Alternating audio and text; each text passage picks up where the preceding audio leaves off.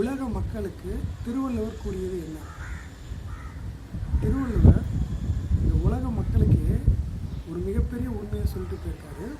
அது என்ன நம்ம இப்போ பார்ப்போம். கடவுள் வாழ்த்து எனும் அதிகாரத்தில் முதல் குறள் எனக்கு ரொம்ப பிடித்தமான குறள். அகர முதல எழுத்தெல்லாம் ஆதி பகவன் முதற்றே உலகு. ஆதி பகவன் முதற்றே உலகு அப்படின்னு திருவள்ளுவர் 2000 வருஷத்துக்கு முன்னாடி சொல்லியிருக்காரு. ஆதி பகவன், ஆதி பகவன்னா யார்? ஆதி பகவன் எங்கே இருக்கார்?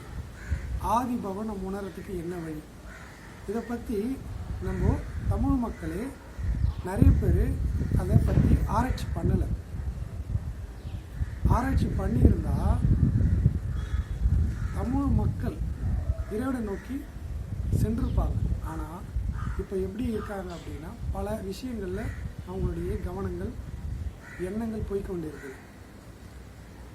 இப்போது திருவள்ளுவர் சொன்ன அந்த விஷயத்தை ஒவ்வொரு மனிதனும் என்ன சொல்லியிருக்காரு, எதுக்கு சொல்லியிருக்காரு அப்படின்றது ஆராய்ச்சி பண்ணும். உண்மையை உணர்றதுக்கான ஒரே வழி என்னன்னா, இறைவனை சென்று சேருவது தான். எந்த ஒரு மனிதன் இறைவனை போய் சென்று சேர்றானோ அவன் இந்த பூமிக்கு வந்ததோடைய நோக்கம் முழுமையடையுது.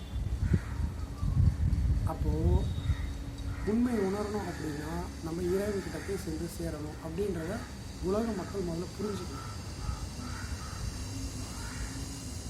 ஆதி பகவன் முதற்றே உலகு அப்படின்னு சொன்னதுக்கான காரணம் என்ன? இந்த உலகத்திலேயே ஆதி பகவன் தான் முதன்மையானவன் அப்படின்றத மனிதர்களாகிய நாம் புரிஞ்சு அதன்படி வாழ்க்கையில் பின்பற்றணும். அப்படி பின்பற்றினா மட்டும்தான் உண்மையை உணர முடியும். உண்மையை உணர்றதுக்கு தடையாக பல விஷயங்கள் இருக்குது. அது உடல் ரீதியாக பல தடைகள் இருக்குது, மனம் ரீதியாக பல தடைகள் இருக்குது. அதெல்லாம் எப்படி தகர்த்து எறிவது அப்படின்றத நான் அடுத்தடுத்து வரும் காலங்களில் அதை பற்றி நான் விளக்கமாக விவரிக்கிறேன். இப்போது உடல் ரீதியாக பாதிப்புக்கு என்னன்றதை நம்ம முதல்ல பார்ப்போம். உடலுக்கு ஒத்துக்காத உணவுப் பொருட்களை இப்போ சமூகத்தில் நிறைய உணவுப் பொருட்கள் புழங்கிட்டு இருக்குது. முதல்ல அதை கண்டுபிடிச்சி அந்த உணவுப் பொருட்களை நம்ம இந்த உடலுக்கு எடுத்துக்காமல் இருக்கணும். அப்படி இருந்தால் மட்டும்தான் இந்த உடல் ஆரோக்கியமாக இருக்கும். அதுக்கு அடுத்தது மனம் ஒரு தெளிவாக இருக்கணும். தெளிவாக இருந்தால் மட்டும்தான் நம்ம உண்மைக்கு நெருக்கமாக போகும். அப்படி இல்லை அப்படின்னா நம்ம பல விதங்கள் பாதிப்புகளுக்கு ஆளாகி நம்ம வாழும் காலங்களே நம்ம கஷ்டமான ஒரு சூழல் உருவாகும். அதே போல் உணர்வு பார்த்திங்கன்னா கசப்பான உணர்வுலேயே மக்கள் சுற்றிக்கிட்டு இருக்காங்க. கசப்பான உணர்வு மாறி ஒரு இனிப்பான உணர்வு, ஒரு அன்பான உணர்வு, இதுக்கு மாறுவதற்கு வழி இருக்குது. உடலில் சக்தியே குறைஞ்சி போயிருக்கு மக்களுக்கு. அப்போ அந்த சக்தி அதிகரிக்கிறதுக்கு என்ன பண்ணுறது? ஒரு மனிதன் இந்த பூமியை வாழும்போது எப்படி வாழணும் அப்படின்னா, ஒரு மலர் போல் மென்மையாக வாழணும், ஒரு இனிப்பாக வாழணும், ஒரு ஆரோக்கியமாக வாழணும், ஒரு அமைதியாக வாழணும். ஆனால் அப்படியே இன்றைக்கி நேர்மாறாக நடந்துகிட்டு இருக்கு சமூகத்தில். இப்போ அதிலேருந்து விடுவிக்கிறதுக்கு என்ன வழி? நம்ம வாழும் வாழ்க்கையை ஒரு பேரானந்தமான ஒரு வாழ்க்கை வாழ்கிறதுக்கு வழி இருக்குது. அப்படி இருந்தும் கூட மனிதர்கள் இன்றைக்கி ஒரு கசப்பான ஒரு வாழ்க்கைக்கு தள்ளப்பட்டிருக்காங்க. அவங்க அப்படி வாழ்ந்துக்கிட்டு இருக்காங்க.